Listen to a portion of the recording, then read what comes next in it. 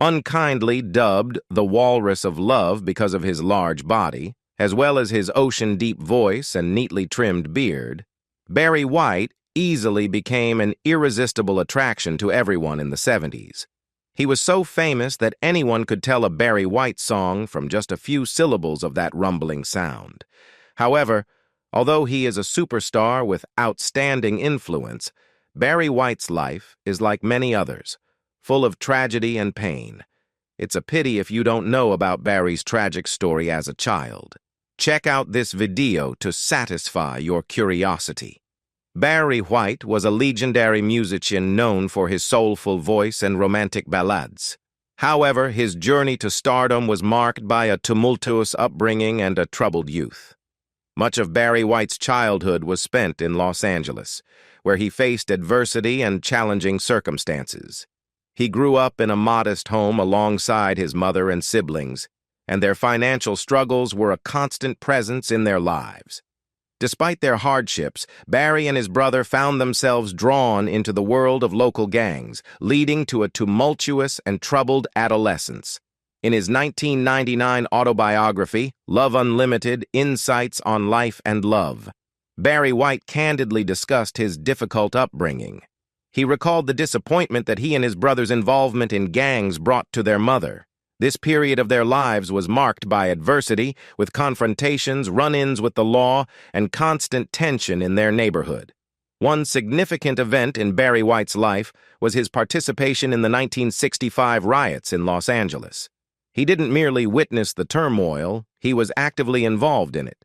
He understood firsthand the anger, frustration, and sense of injustice that fueled the riots.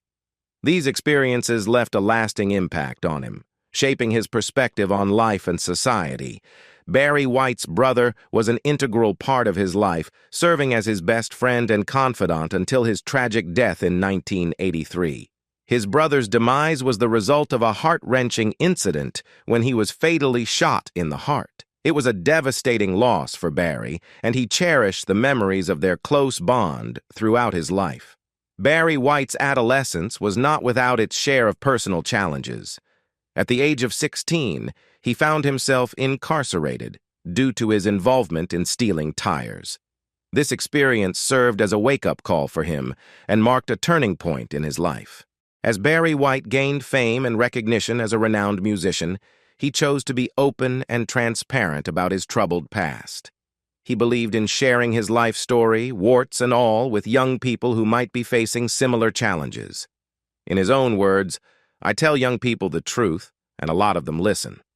By not hiding his past, he aimed to inspire and motivate young individuals who might be struggling, showing them that they weren't destined to remain trapped in a life of misery. Barry White's deep connection to music began at a very young age, and it played an integral role throughout his life, influencing his personal experiences and eventually shaping his career as a renowned musician. His early fascination with music was a defining aspect of his character and had a profound impact on his journey. As a child growing up amidst the challenges of his neighborhood in Los Angeles, Barry White found solace and inspiration in the world of music. He was not content with just listening to the songs on the radio. He yearned to understand music on a deeper level and to incorporate it into his life in meaningful ways. According to his autobiography, Love Unlimited: Insights on Life and Love, White would listen attentively to music broadcasts, meticulously studying his favorite songs and trying to decode the magic within them. His curiosity about music was insatiable, and he was driven by a genuine desire to unravel its secrets. Barry White's connection to music was not solely about passive enjoyment. It became a deeply personal and emotional experience for him. He would often adopt a favorite song as his own, considering it his song. This emotional attachment transformed each piece of music into a touchstone, a marker of the time and place he first heard it. For Barry, music had the power to evoke memories and emotions, serving as a soundtrack to his life's journey. When Barry White was with a loved one, the music he associated with those moments took on an even more profound significance. It became a symbol of the connection he shared with that person, a reminder of their feelings for each other, and a testament to the emotions they experienced together. Music, for Barry, was intertwined with romance and deep emotional connections. Barry White's early exposure to music extended beyond his personal listening habits. He was an active participant in the local music scene, closely following the emerging talent and trends in his community. His involvement in his church choir also provided a platform for him to develop his musical talents further. Barry White took a fascinating turn when he experienced a remarkable transformation in his voice during his adolescence. This pivotal moment not only changed the course of his life, but also played a crucial role in defining his signature sound and ultimately propelling him to fame. During his early years, Barry White's voice was characterized as somewhat squeaky and typical for a young boy. However, a significant and unexpected change occurred that would shape his future in music. According to the Sydney Morning Herald, Barry vividly recalled the moment when his voice underwent a dramatic shift. It happened almost overnight, and it was a change that both frightened and intrigued him. Barry described the experience of this transformation in vivid detail, noting that when he spoke one morning, he suddenly felt his voice deepening. He could sense the vibrations resonating in his chest, creating a profound change in the quality and timbre of his voice. This unexpected alteration took him by complete surprise, leaving him and his mother in awe of the profound change.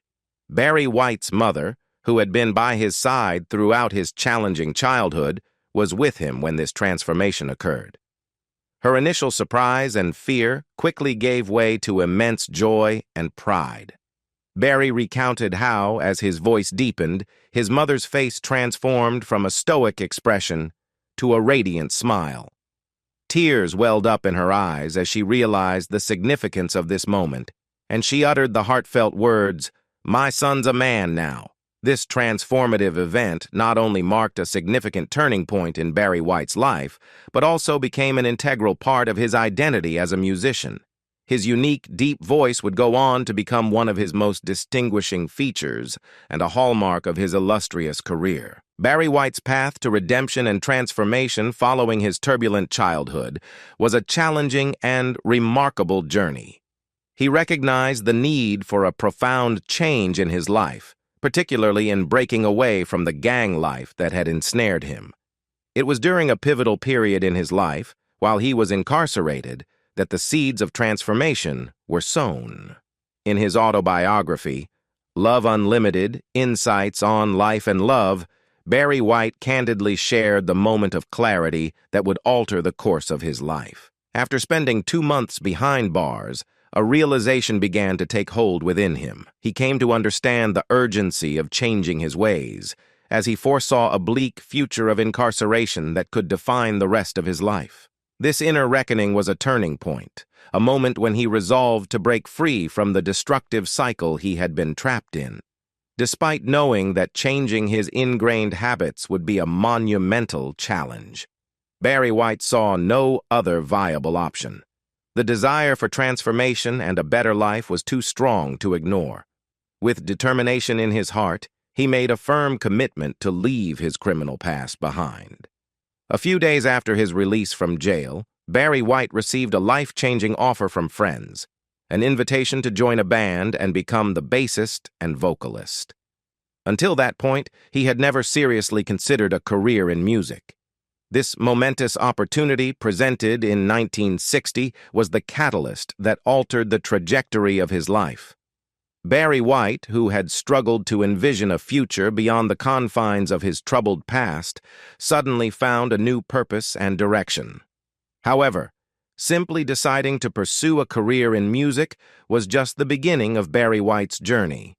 His path to success was anything but easy. He embarked on a relentless pursuit of recognition and success in the music industry, working tirelessly to make his mark. Along the way, he engaged in collaborations, honed his craft, and dedicated himself to perfecting his artistry. It took almost a decade of unwavering determination, hard work, and perseverance for Barry White to rise from obscurity to become the legendary musician he is remembered as today. The 1970s marked a pivotal era in Barry White's career, during which he experienced a significant breakthrough and established himself as a prominent figure in the music industry. This decade would prove to be a turning point that would shape his legacy and catapult him to fame. One of the most remarkable milestones during this period was Barry White's founding of the girl group Love Unlimited. This endeavor showcased his versatility as a musician and producer. Love Unlimited, with its soulful and melodious sound, became a vehicle for Barry White to showcase his talents not just as a singer but also as a producer, demonstrating his ability to craft and shape music beyond his own performances. During this transformative time in his career, Barry White also crossed paths with a pivotal figure, businessman Larry Nunez. This fortuitous encounter would have a profound impact on White's musical journey. Larry Nunez, a millionaire, provided vital financial support for Barry White's artistic endeavors, particularly for his album titled From a Girl's Point of View, We Give to You, Love Unlimited. In his autobiography, White expressed his disbelief and gratitude at this unexpected turn of events. He recognized that meeting Nunez was a stroke of luck that went beyond financial assistance. It was an opportunity to realize his musical dreams and ambitions. Barry White's awe at the generosity and support of Larry Nunez reflected the magnitude of the change in his circumstances. At a time when he had previously struggled to make ends meet and lacked the resources to bring his musical visions to life, Nunez's backing offered not only financial stability, but also the chance to fully immerse himself in his musical passions. The year 1972 was a watershed moment in Barry White's career, as he achieved his first major hit with the release of Walkin' in the Rain with the One I Love. This track resonated with audiences, showcasing his distinctive deep voice and his ability to create soulful, romantic ballads that struck a chord with listeners. This hit song propelled him into the limelight, marking a significant step in his ascent to fame. Around the same time, Barry White also established the Love Unlimited Orchestra, further diversifying his musical portfolio. The orchestra's instrumental composition, highlighted by the iconic Love's theme, achieved considerable success. This instrumental piece became an anthem of love and romance, solidifying Barry White's reputation as a versatile musician who could excel not only as a vocalist, but also as a band leader and arranger. Barry White's illustrious career was characterized by a willingness to take risks, a relentless pursuit of his musical passions, and a remarkable ability to adapt to the ever-changing landscape of the music industry. His journey was marked by moments of triumph and adversity, showcasing his resilience and unwavering dedication to his craft. One of the pivotal moments in Barry White's career came with the release of his solo album, I've Got So Much to Give. This album featured the hit track, I'm Gonna Love You Just a Little More Baby, which catapulted him to greater prominence. The song's soulful melodies and Barry White's trademark deep voice resonated with audiences, solidifying his status as a musical icon. However, Barry White's ambition and desire for creative control drove him to push the boundaries of his career. In 1979, he took a bold step by founding his own record label, Unlimited Gold, in partnership with CBS Columbia Records. This move allowed him to have greater autonomy in shaping his musical direction, demonstrating his entrepreneurial spirit and commitment to exploring new horizons. Despite the early successes of his solo career and the establishment of his label, the 1980s presented Barry White with challenges and setbacks. The musical landscape was evolving, and disco, which had played a significant role in his earlier successes, was undergoing changes. In the late 80s, he released albums like The Right Night and Barry White and The Man Is Back in an attempt to recapture his earlier triumphs. However, these efforts faced varying degrees of difficulty and were not as commercially successful as his earlier work. It wasn't until the 1990s that Barry White experienced a resurgence in his career. His album, The Icon Is Love, released in 1994, marked a significant turning point. This album rekindled the spark of his musical genius and resonated with a new generation of listeners. It featured tracks like Practice What You Preach and Come On, which received critical acclaim and reinvigorated his fan base. Barry White's comeback was further solidified when he won 2 Grammy Awards in 1999 for his song Staying Power. This recognition reaffirmed his enduring influence in the music industry and his ability to create timeless classics. However, while he left an indelible mark with his soulful ballads and deep velvety voice, he faced periods of ridicule and criticism from the media and the public. One aspect of Barry White's music that garnered both attention and controversy was the sensuality and steamy themes present in many of his songs. The media, at times, took a critical stance, dismissing his work as trashy due to its explicit lyrics and passionate themes.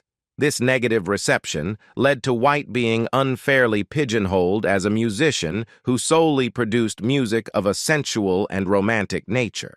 In the face of this scrutiny and criticism, Barry White displayed a remarkable ability to embrace his own image, unapologetically owning his persona.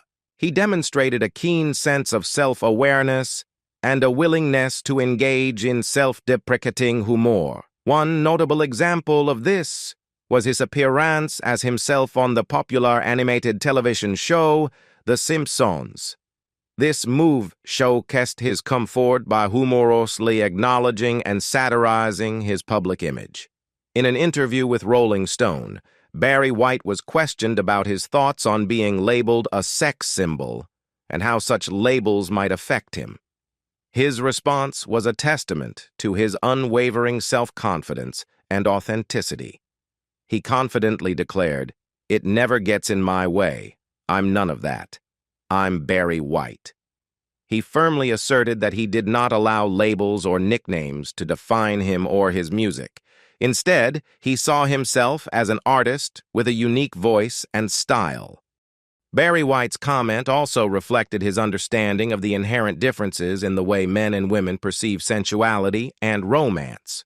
He humorously quipped, "Calling me different nicknames doesn't bother me one bit. I'm Barry White. Have a sip of champagne. Women are not into fish eggs, they have a different nature. Men love it." This clever response highlighted his ability to navigate the complex terrain of sexuality and desire in his music while maintaining a sense of humor and self-assuredness. Barry White was marked by numerous achievements and accolades, but there was one dream that remained unfulfilled, leaving a profound sense of loss and regret in his heart. This dream revolved around collaborating with one of his musical idols and fellow legends, Marvin Gaye. In his autobiography, Love Unlimited: Insights on Life and Love, Barry White opened up about the missed opportunity to work with Marvin Gaye, a dream project that was tragically cut short by the untimely passing of the iconic singer. White's admiration for Marvin Gaye ran deep, and the prospect of collaborating with him was a source of great excitement and anticipation. Barry White recalled that he and Marvin Gaye were in the final stages of planning a project together when the devastating news of Gaye's passing reached him. The loss hit White with profound sadness and grief, breaking his heart. He recognized that Gaye had been on the verge of a new and bold creative phase, poised to stretch his artistic boundaries and elevate his music to new heights. This potential was now lost forever, leaving a void in the music world that could never be filled. The personal impact of Marvin Gaye's passing on Barry White was palpable.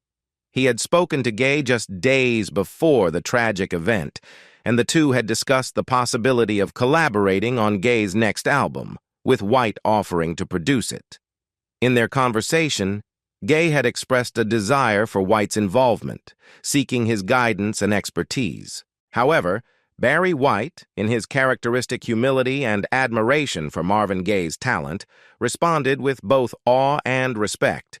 He believed that Gaye was already a musical genius in his own right, possessing an unparalleled ability to produce his own music. White, despite his own remarkable career as a producer and artist, felt that he couldn't replicate or enhance what Marvin Gaye could do as a musician. In his conversation with Gaye, White shared his conviction that Marvin Gaye didn't need a producer. He was the only one who could truly produce Marvin Gaye. While he was more than willing to brainstorm and collaborate creatively with Gaye, he felt that the essence of Marvin's artistry was irreplaceable and unmatched. Regrettably, fate intervened, and the dream collaboration between Barry White and Marvin Gaye never came to fruition. The music world lost the opportunity to witness the magic that could have been created by these two legends working together. Barry White, renowned as the king of romance in the music industry, was celebrated for his ability to craft iconic love ballads that stirred the hearts of millions. However, when it came to his own love life, he faced numerous challenges and disappointments, with both of his marriages ending in divorce. White's first marriage was to a childhood friend named Mary. Their union resulted in the birth of 4 children. Despite the initial promise of their relationship, they ultimately made the difficult decision to part ways in 1969. This separation marked the end of their marriage and the beginning of a new chapter in Barry White's personal life. Following his first marriage, Barry White found love and companionship with Glodian James, a member of the female group Love Unlimited.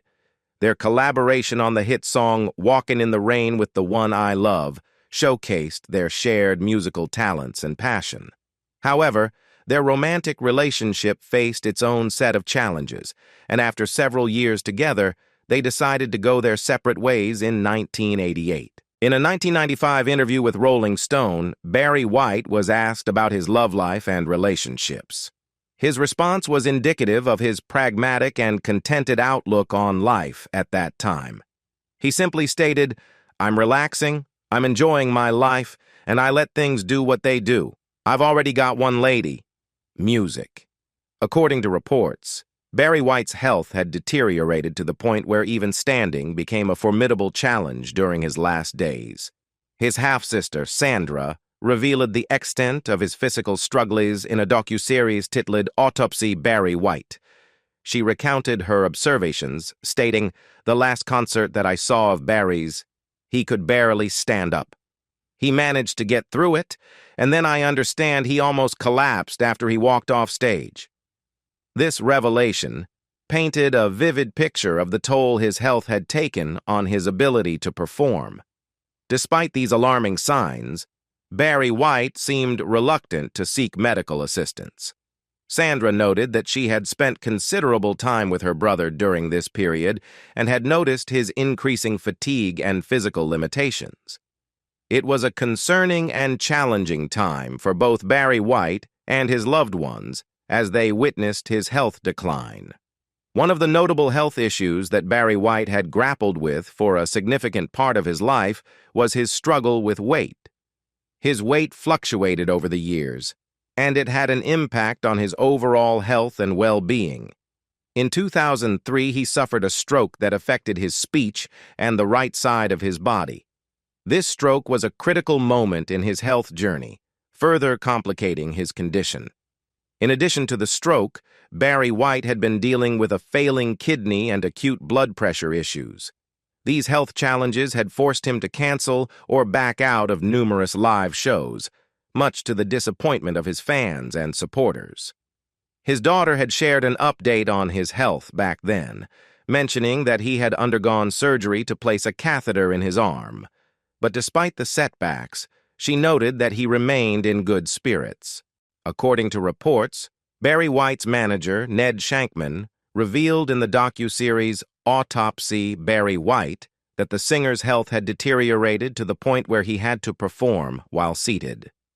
This adjustment was necessary due to his ever-increasing exhaustion and limited mobility. However, it did not sit well with some members of the audience who had come to expect his trademark dynamic performances. Shankman noted that concert-goers had high expectations, often wanting to see Barry White playing the piano and moving energetically on stage.